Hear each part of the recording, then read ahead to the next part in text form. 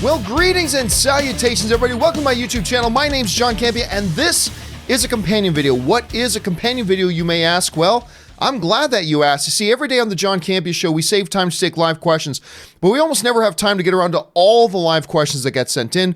But I want to make sure those questions get answered, so I gather them up and I bring them here and I address those questions in a video here on the companion video. So let's not waste any time here today. Let's dive right into our topics today and start getting caught up. And we're going to start getting caught up with Marie. And Marie Seifring writes, Variety released an article about Kevin Feige. Yeah, I read that this morning. They did a really nice article on Kevin Feige, of course, the president of Marvel Studios, the architect of all the MCU, on basically how he turned Marvel into like the biggest juggernaut in Hollywood right now. It's a nice little article. Marie, thank you for pointing out. Guys, jump on over to Variety or just search on Google Variety Kevin Feige article.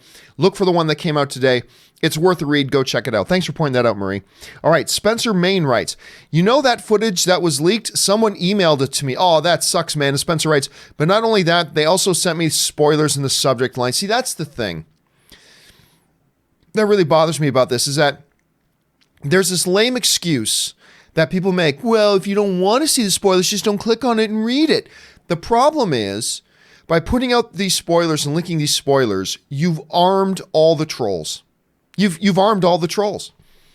And now trolls can jump into live chat boards and just drop spoiler bombs because they have nothing better to do with their lives, because they're idiots and morons, and will be virgins forever. You've armed, even sometimes well-meaning people.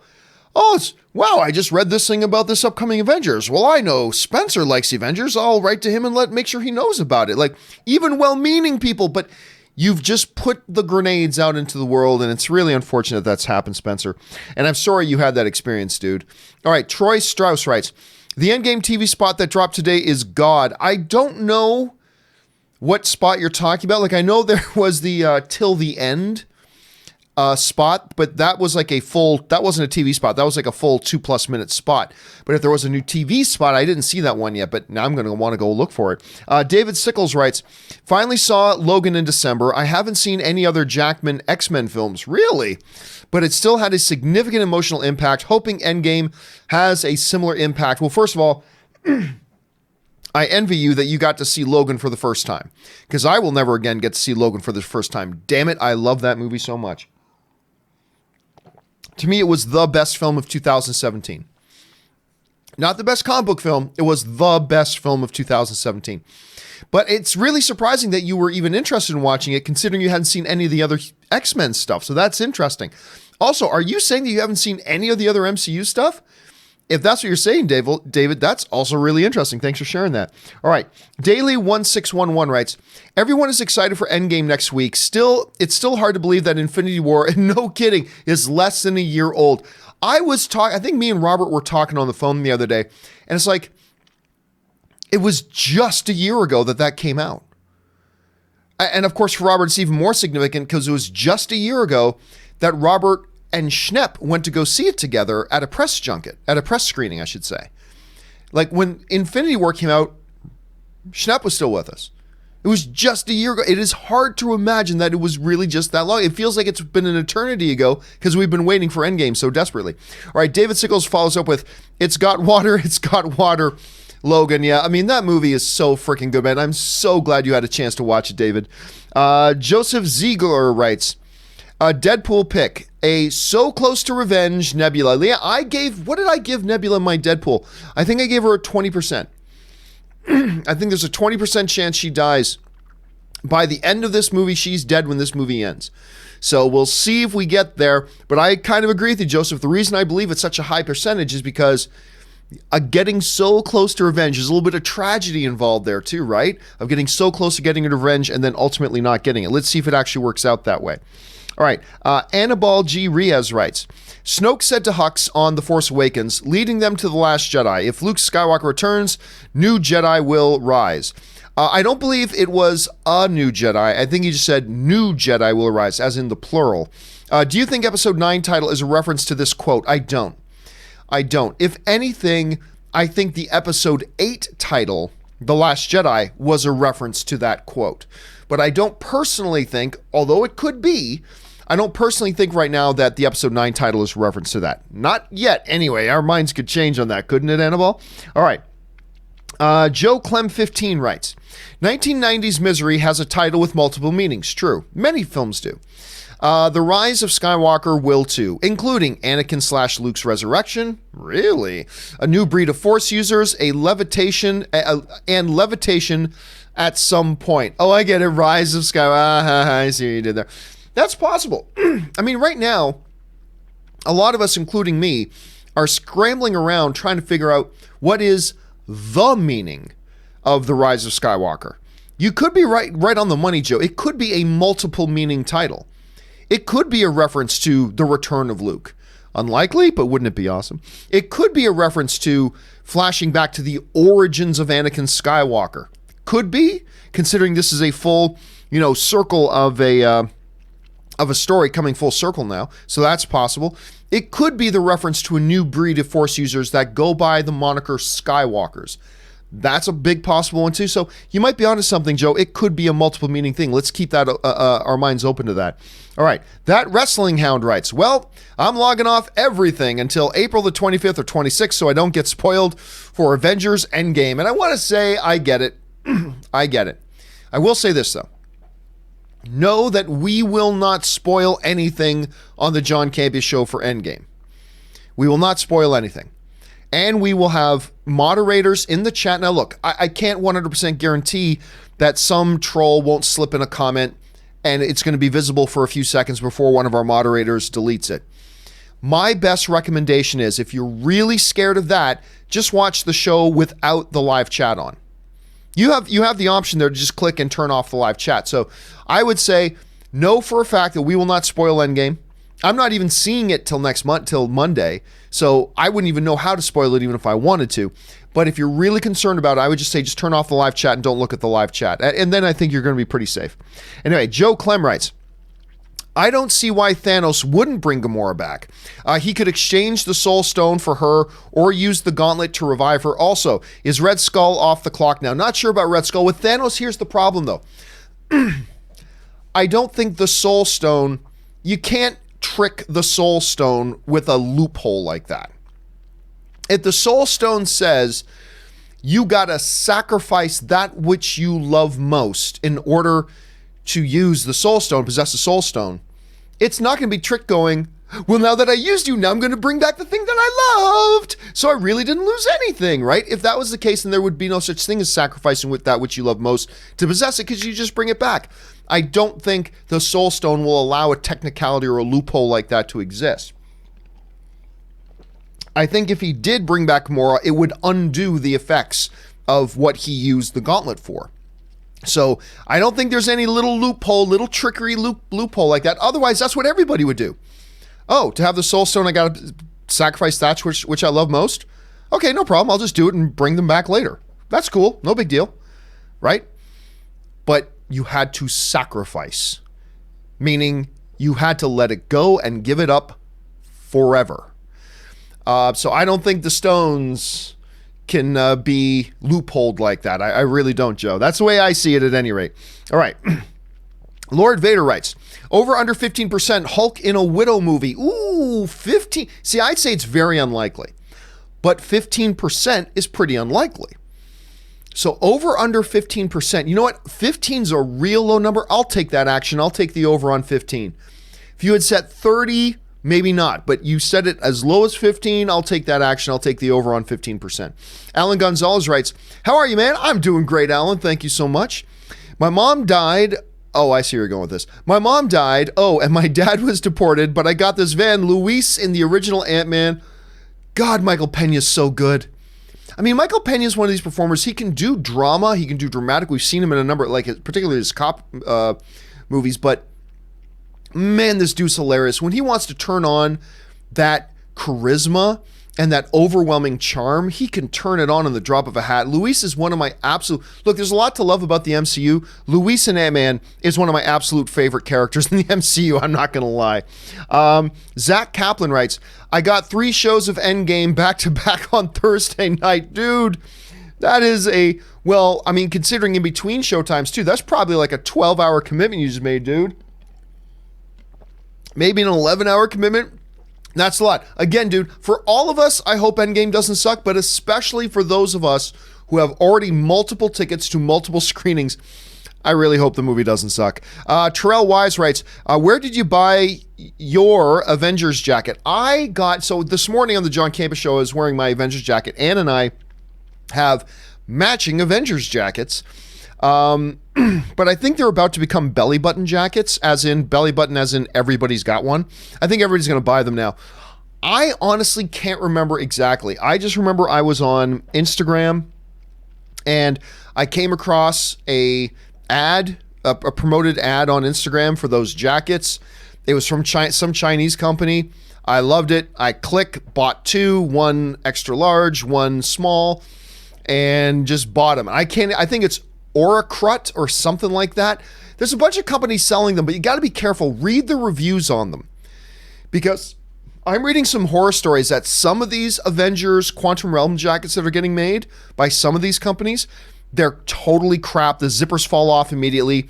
One of them, I saw some horror stories and people post pictures of the material so thin you can see right through the jacket. So if you're wearing a shirt with something written on it, you can totally see what's written on the shirt through the jacket. Be very careful about where you buy one from. Just look online for those Quantum Realm Avengers jackets. You'll find them. Just read the reviews on all of them, because some people are getting some kind of crappy product. So just be careful about that, Terrell. All right. Steel City Fan 0806 writes, just warning, there's Avengers leaks online. Really? I didn't know. And I appreciate you giving us a heads up, but believe me, that's all we've been talking about for the last 12 hours, dude. I mean, yeah, it sucks, man. It sucks. Ryan Lohner writes, one of two. My mom loves telling the story of when she had a large orange soda before seeing The Right Stuff. Ooh, that's a long movie. Where she didn't want to miss a second. A 3-hour movie with a whole long scene about Shepard struggling to keep from peeing. Yep, the struggle is real, my friends. The struggle is real. That's awesome that your mom tells that story. And you know, I mean, that's one of the things. I'm going into Endgame and I've got a choice to make. Because if I have a big soda, I'm going to have to go to the bathroom before that movie's over, because those sodas are big. If I have a big soda, I'm going to need to go to the bathroom within 3 hours, no doubt. So I got a choice I got to make. Do I sacrifice a part of my movie-going ritual, which it's part of what I love? I go to the movies, I order popcorn, even though I never eat popcorn any other time, but at the movies, I got to have popcorn. I order popcorn and I get my soda, and it's part of my movie-going ritual. It's part of what adds to the enjoyment for me of going to the movies. Do I have to sacrifice that for Endgame? Or do I accept that, okay, get my popcorn and get my soda, but at some point in the movie, I'm going to have to miss 2 minutes of the movie. It's just 2 minutes, but still. And a lot of us are going to have a choice to make, including me, and I'm going to have to face that choice. Do I give up being able to enjoy my regular movie-going ritual? Or do I just accept that I'm going to probably at some point after the 2-hour mark, probably around the 2 hour and 20, 2 hour and 30 minute mark, I'm going to have to get up and go and miss 2 minutes of the movie. It's a choice that the struggle is real, my friends. First world problems, but the struggle is real, and we're going to have to all make those choices. Sean Medellin writes, do you think there are people that don't want to admit they like the new Star Wars teaser? I love the teaser and title. Well, here's the thing, Sean. What I don't want us to do as film fans, one of the worst things we do as film fans, and we all do it, unfortunately, we all do it, is making excuses for why somebody doesn't like something we like. And by saying, oh, you just don't want to admit you like it, that's making an excuse for why somebody... I think the reality is a lot more people like this trailer than I thought they would. And as a matter of fact, I don't love the trailer. I liked it. I thought it was solid. I thought it did what it needed to do. And the Emperor laugh at the end was a cherry on the sundae. But I wasn't blown away by the trailer. And I was honestly a little bit surprised to see how much people love it more than I do. But like anything else, there are going to be people who look at it and it's like, it doesn't work for them. And what I don't want us to do is to get into this excuse-making habit of saying, oh, if they didn't like what we liked, well then, excuse. They make an excuse instead of, oh, it just didn't work for them. I think, Sean, for the most part, we just got to accept that there are going to be people out there who watch this trailer and it just doesn't work for them. And that's okay. Nothing wrong with that. That's part of being a film fan. So that's just the way I look at it, Sean. All right, Snake Jerusalem writes, well, I am going offline. Don't want Avengers Infinity War spoilers. Yeah, again, I think you're safe to watch the John Campea Show, but maybe turn off the live chat if you're nervous about that. But do not worry, we will not spoil the movie for you. Hell, I don't even see it till Monday. But even then, I will not spoil it for you. Okay, Awesome Spuds MC writes, so long, Campea, my friend. I'll see you in a week. Have you been spoiled on a scale of 1 to 10? How bad are the spoilers? I unfortunately tripped across a spoiler. It was just one. I recognized it immediately and got the hell out of it. So on a scale of 1 to 10, I've been spoiled in it on a 1. And that's enough for me. But again, Awesome Spuds, like I say, everybody else, you're going to be safe on the John Campea Show. But again, if you want to be extra careful, maybe just turn off the live chat so you don't see the live chat. But I got to say, we did have to ban a few people today. But I think our live chat stream got a lot fewer spoiler bombs in it than a lot of other people. I think our audience is great. But again, if you want to be 100% sure, just turn off the live chat and you should be good. Okay, David Galvez writes, John, what can I do to avoid spoilers for Endgame? I feel tempted to stay off YouTube till opening night. What you're going to have to be careful of is YouTube browsing. Now, what I think you'll be okay with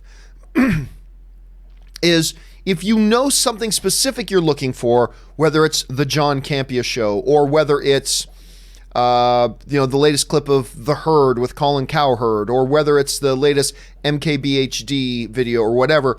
If you know specifically what you're looking for and you know how to navigate to it, you should be okay. What you got to be careful of is just what a lot of us love doing on YouTube, which is random browsing, because you might stumble across something. So just be a little bit careful, be aware, be cautious, and I think you should be okay.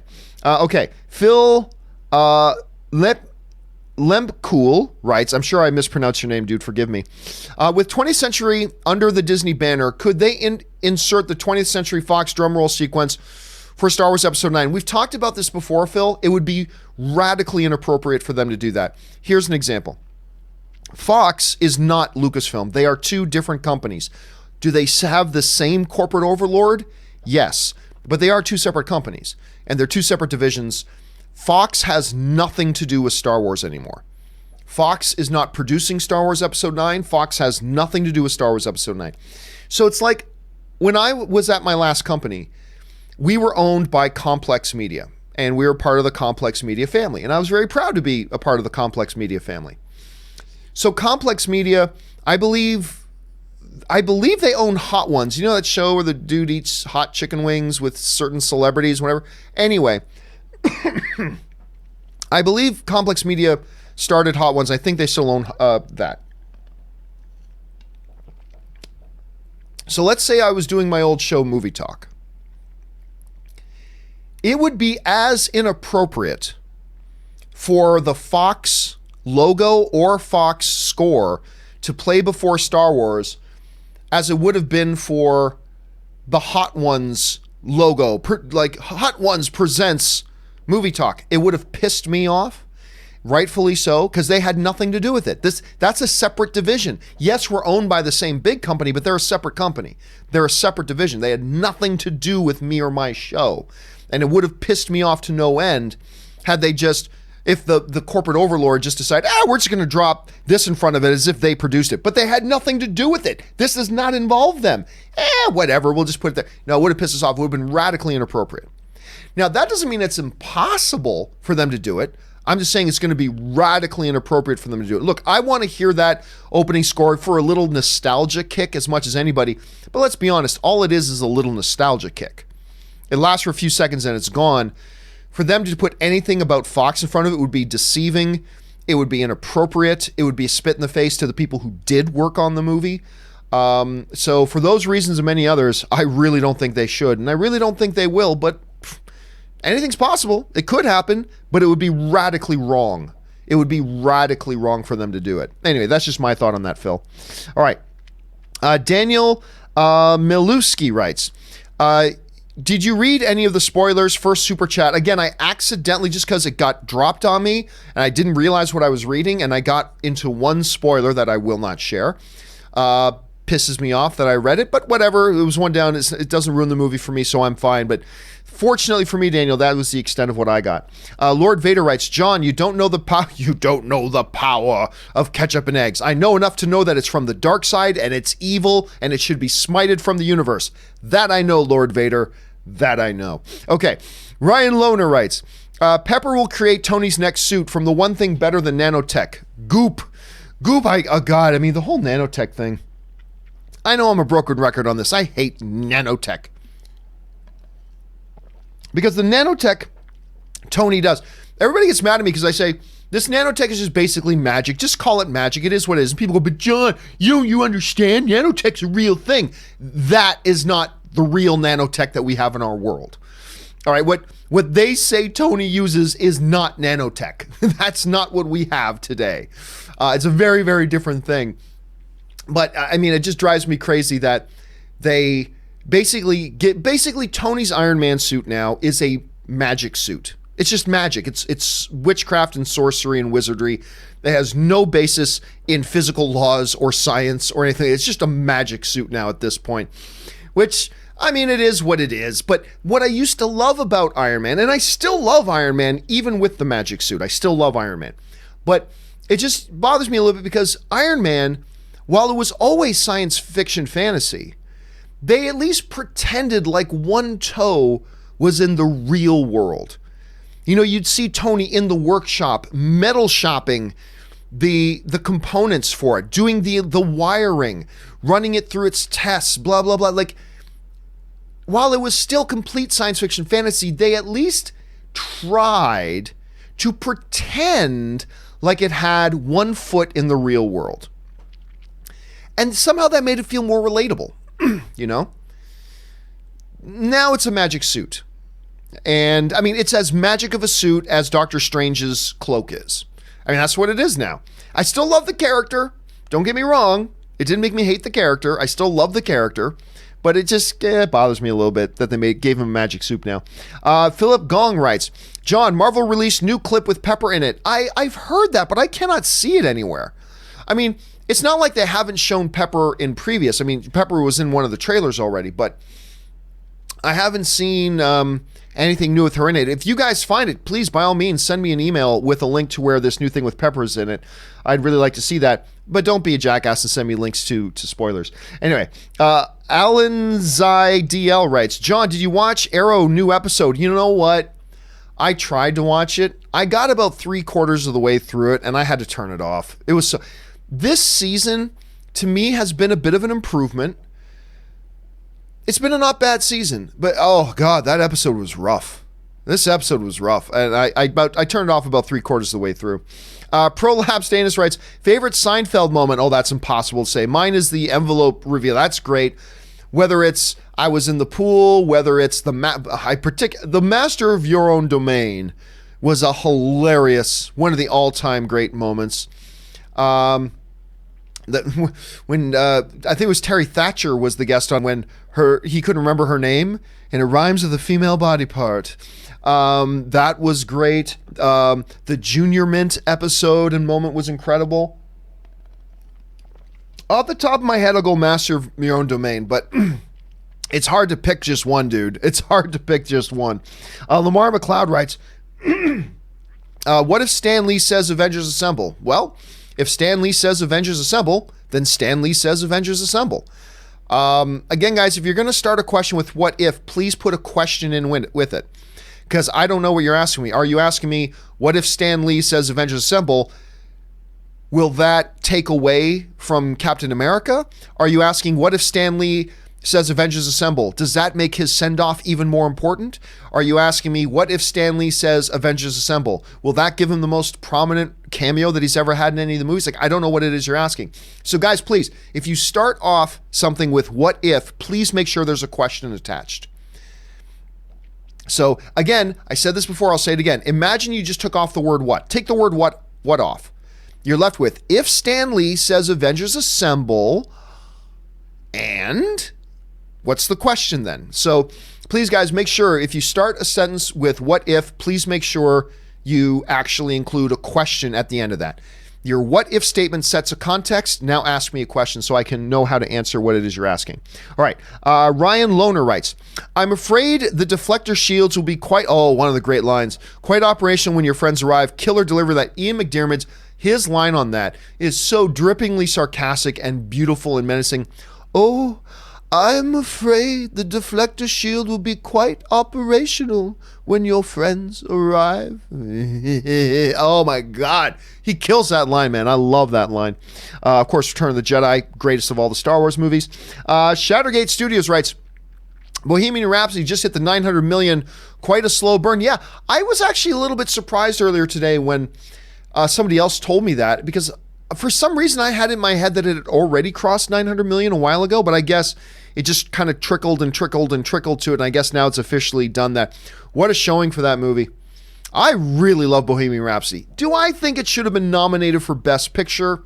Probably not, but I had a great time with that movie. I remember coming out of that because the reviews weren't so great, and I was a little bit late to the party on it. The reviews weren't so great, so I didn't know what to expect. And the first thing I put out on social media when I came out was, I just saw Bohemian Rhapsody, and I don't know what movie everybody else saw, but I thought this was great. Like, I really had a good time with that movie, and I'm really thrilled for it that it crossed that mark. All right.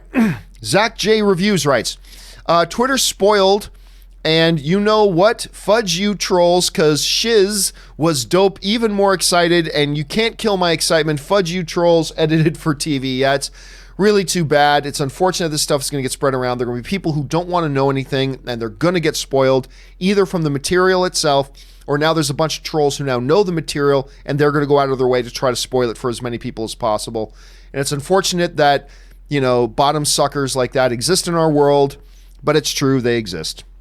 Lucas Foster writes, thank you for the heads up, Giovanni the Savior. Oh, well, I'm not the one giving the heads up. I mean, a lot of people are giving the heads up. I just also communicated the message. But now you've been warned, Lucas, so I'm glad you can at least prepare yourself. I'm glad you can at least now prepare yourself, dude. All right, Marie Seifring writes, what have you heard about the live-action Lady in the Tramp movie from Disney? Not a lot. As I just saw the first couple of production shots from it, and it's a hybrid live-action CGI, of course, with the dogs and things like that. I still don't know what I think about it. I still don't know, but they're doing it for the Disney Plus streaming. It's going to be like one of their first original movies for Disney Plus streaming. I hope it's good. I mean, the stills that I saw looked impressive, but honestly, beyond that, Marie, I know about as much as you do, but I am quite curious to check it out. I am rather curious about it. All right, Samir Tesfaye writes, Disney Plus better include behind-the-scenes features of their movies. If not, then I'm buying it digital or physical. That includes the extra features. Main reason besides the movie itself that I buy. I don't expect them to be honest.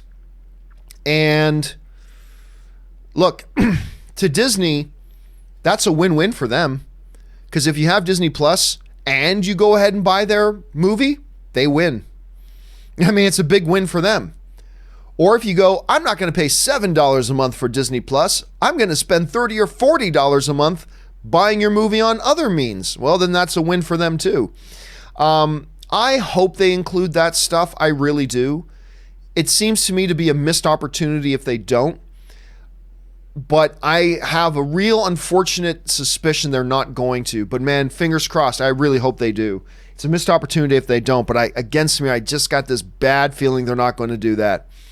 So, hey, it is what it is. All right, Dan Ketchum writes, not sure Shazam will even hit the 300 million mark worldwide. Maybe not, but it doesn't have to hit 300 million to be profitable. As a matter of fact, I think it's already broken even. I don't know that for sure. Let me pull up the Shazam box office. I believe it's crossed 270 already, which means it's already broken even. It's at 260. So right now it's at $260 million. Not quite broken even yet.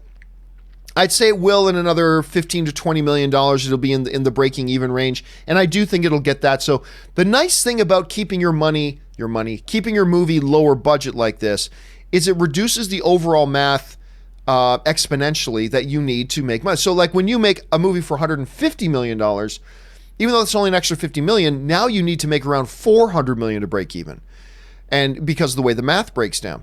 At keeping their thing to under $100 million, that means they only really need 270, 280, somewhere in that neighborhood to roughly break even. And I think they're going to do that, and I think they're going to be okay. But I love this movie. Shazam right now is my favorite comic book movie of the year. That's not saying much because there's only been 2 comic book movies this year. And I really like the other one. I like Captain Marvel very much. But I even like Shazam more. And it deserved more money than what it made. So guys, go out and support this movie because it's fantastic.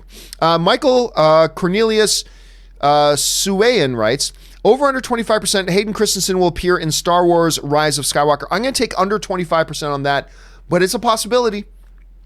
I wouldn't say like 1% or 2%. I go higher than that.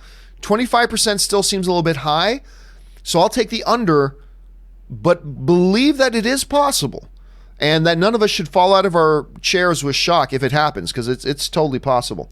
All right, where are we at here? Bry Senator 100 writes, I was wondering if you saw the video of Brie Larson calling out Chris Hemsworth on the ET interview.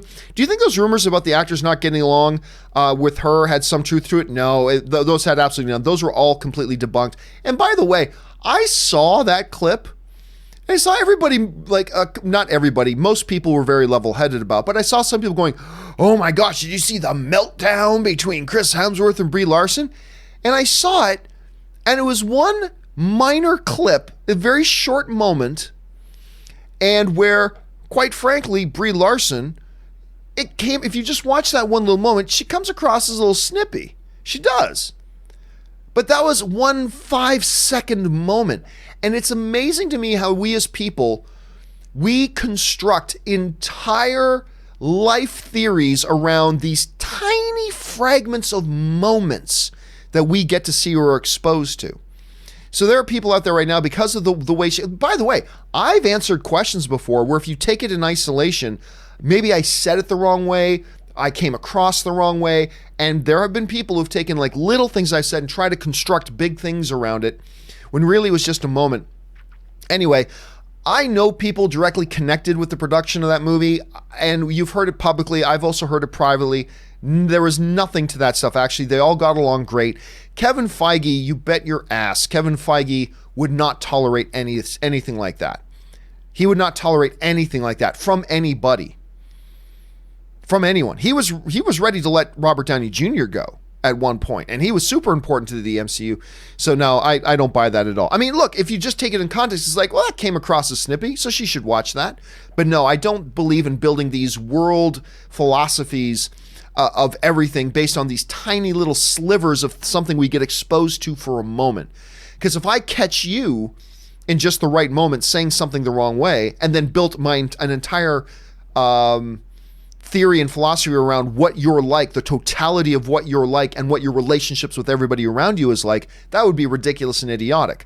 For some reason, we think it's okay to do that to celebrities, though, and now, I read nothing into that whatsoever, nor should anybody. Koa1708 writes, if this latest Star Wars trilogy ends badly, I feel like the slate has been wiped clean for something brand new in the next trilogy, character stories, lore.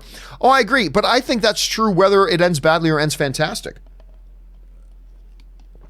I think with Rian Johnson working on the stuff that he's working on, with Benioff and Weiss working on the stuff that they're working on, I think they're plotting a brand new future already anyway for new kinds of Star Wars. Thank goodness. I'm ready for new types of Star Wars.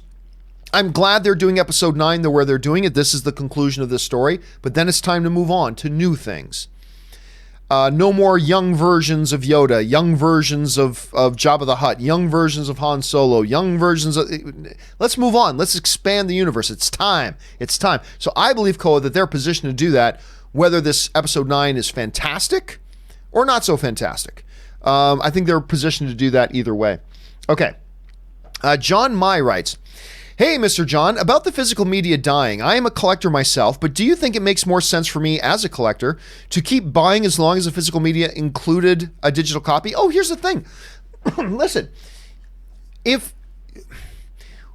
when physical media dies, it's not like your collection of physical media will magically dust like Thanos snapping his fingers. If you are a fan of physical media, continue to buy physical media. Continue to buy physical media because now you have it. It's not like when they stop making Blu-ray players and they stop producing these things on mass and all that kind of stuff. It's not like your stuff that you now own is going to magically disappear. So I would say, John Mai, if you're a big fan of physical media, keep buying it like it's going out of style, because it is. But keep buying it. If I was a big fan of physical media, which I'm not, I ditched physical media a long time ago, but if I was really into physical media, damn right, I would still be buying it until the last thing is sold. So yeah, I think you're good, man. I think if you really like that stuff, by all means, keep buying it. It's still an investment and you'll get to enjoy it for a long time to come. All right. Justin Armstrong writes, AT&T sold their shares of Hulu back to the company, giving Disney more control. It doesn't actually give them more control. Do you think Comcast could sell theirs soon to give it all to Disney? Why would Comcast do that? The valuation on Hulu right now is about $15 billion. Why would Comcast give up their shares? And by the way, Disney's not in a position right now to buy anything. A lot of people forget this. Disney is not in a position to buy anything. They were certainly, remember, they just dropped $71 billion, more than half of their market worth. They just dropped it. Right now, Disney has less equity in its own company right now than it has in decades. They are not, and they're going to be investing a lot of money in their Disney Plus original streaming stuff. And that purchase of Fox was a big part of that strategy. They're not in a position right now to drop another $10 billion to buy somebody else out for Hulu. They're just not in a position where they can do that right now. Like, we think of Disney, we just think they have all the money in the world. Well, actually, they don't. They have a hell of a lot of money, but they just separated with like more than half of their company's market value. They're not in a position to be a big purchaser right now. And then, of course, it raises the question, why would Comcast want to sell? If Hulu right now is worth $15 billion, why would they want to get out of that? If Disney's going to start doing some things on Hulu to generate a lot of money, why wouldn't Comcast want to be on the beneficiary part of that? See, a lot of people think when it comes to one thing buying something else, they think it's just up to them. Oh, yeah, Disney should just buy that. Well, that's great, but what if that doesn't want to sell? That's the problem, right? So I don't see why Comcast would want to sell their interest in Hulu right now, especially now since their value is about to go up. The value of Hulu is about to go up with Disney doing some investing in it and putting in some more original content over there. Like, for instance, I believe you're going to see Deadpool at some point. You're going to see Deadpool and all that kind of stuff on Hulu, because they're not going to bring Deadpool over to Disney Plus, but they'll bring it over to Hulu. And so they're about to raise. So if you're part owner of a company and you know the value of that company is about to go up, why would you want to sell? And if you were going to sell, you would want a really good price, like a high price. Because if your value is going up, the only way you're going to part with it is if you charge more than what it's worth. So now you're talking about Disney having to pay 10, 11, 12 billion to get Comcast shares of it. I don't see it happening, but it can. Anything's possible. We don't know the inner machinations and what Bob Iger's got planned long-term for Hulu at this point. And maybe they do say, hey, you know what? Even though we can't afford it, we're going to pay Comcast double what the market value is to a whole. Maybe they do. I'm just saying I have a hard time seeing it, but let's not pretend like it's impossible, because it's not impossible.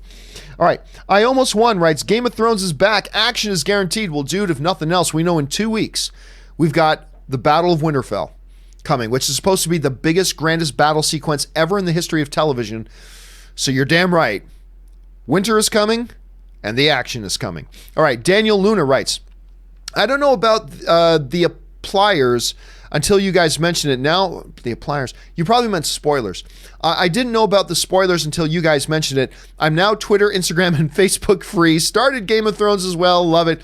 Yeah, a lot of people are just going to have to for the next 10 days or so are just going to have to stay off of their social media, which sucks that these losers are now forcing people who don't want to be spoiled for Endgame to have to not be able to use their own social media.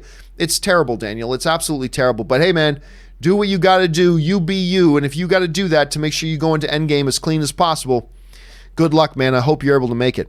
Lord Vader writes, hashtag Han had it coming. Yes, he did, Dork, Lord of the Sith. Yes, he did. Robert Walker writes, a good reason why people will buy DVDs and Blu-rays after Disney starts streaming is for the behind the scenes and deleted scenes and gag reels. The reality is, Robert, not a lot of people do buy it for that stuff. I mean, I know a bunch of people in my circle say we do, but the reality is, in the grand scheme of things, there's not a lot of people do, which, by the way, when physical media is dying, it doesn't matter because it's not going to be there for anybody to get it. But I know for me, on the very rare occasion, and this goes to your point, Robert, on the very rare occasion over the past number of years that I have bought a physical copy of something, it's been for exactly what you just said. It's been for the bonus features that I think. But the counter to that is, whereas for the longest time, bonus features was not part of streaming or digital offerings, they kind of are becoming more and more prevalent when it comes to that. Like, for instance, I bought Avengers Infinity War and it's got all the bonus features on it. The digital copy, not the physical. The digital has all the bonus features. That's not the norm right now, but it's becoming more and more normal. So hopefully that'll happen. But yeah, again, Robert, to your point, I've done exactly what you just said over the past couple of years, but hopefully that'll start changing a little bit more. All right. Square Wheel writes, interesting theory. Snoke was Palpatine's apprentice.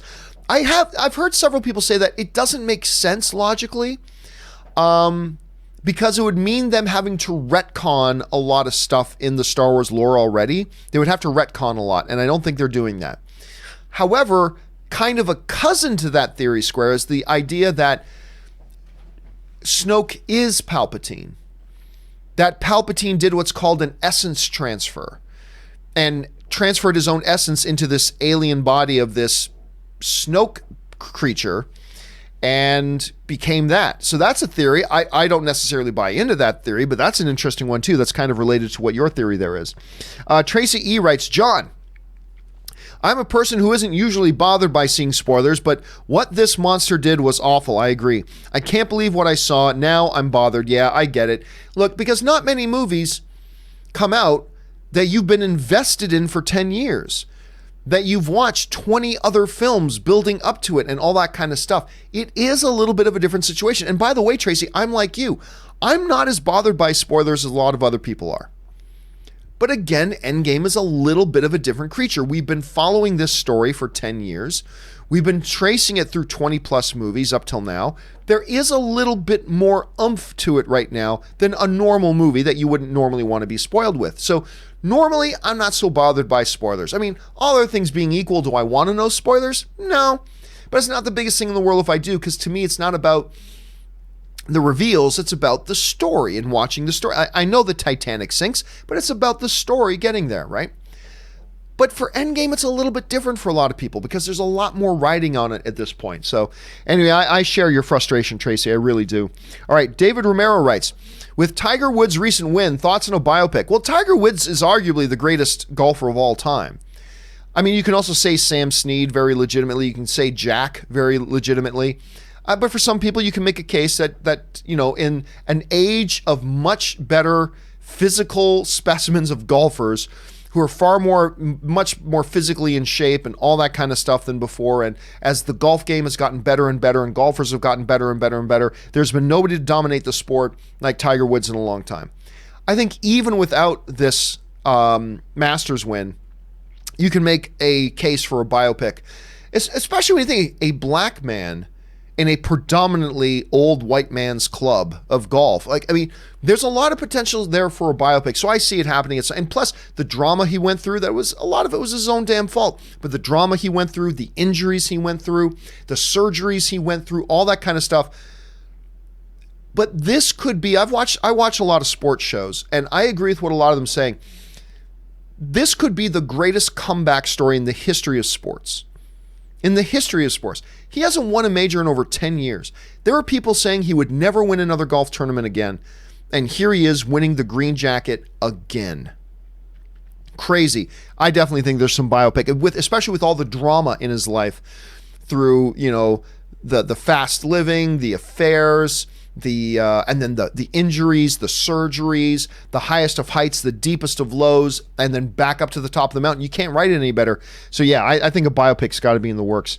Wave Wonder 1 writes, ever do a video about your writing process for Pride? No, because my writing process was completely wrong. It took me 5 years to write the Pride. Because it was just off and on because of all my other stuff that I was doing and everything like that. And I am not a professional writer or novelist by any stretch of the imagination. So I have a feeling if I made a video about my writing process, all it would do is be more detrimental to people who are trying to learn how to write than it would be helpful. So no, I haven't done one for that reason. Lord Vader, and this is the final comment of the day, guys. Lord Vader writes, Mr. Campea, you were right about me. I'll tell my sister that I was right. That's again from Return of the Jedi. Tell your sister you were right. I'll tell my sister that I was right, Lord Vader. Thank you for that. Just making sure that was the last one. Yes, it was. All right, guys. That will do it for this installment of the companion video. We are now all caught up on all the live questions that you guys sent in earlier today. Don't forget, me, Robert Meyer Burnett, Ashley Whalen return again tomorrow morning with another episode of the John Campea Show where we'll take more live questions. Make sure you guys come and join us then. Guys, thank you so much for sending in all this stuff, because by sending in all these questions, not only are you supporting the show by giving us great topics to talk about, by sending in super chats, you are also supporting, literally, you are supporting the channel and making it possible for us to do all the videos that we do every single day. Thank you so much for that on multiple levels. I mean that from the bottom of my heart. All right, guys, that'll do it for me for now. Thanks a lot for being here. My name is John Campea, and until tomorrow, bye-bye.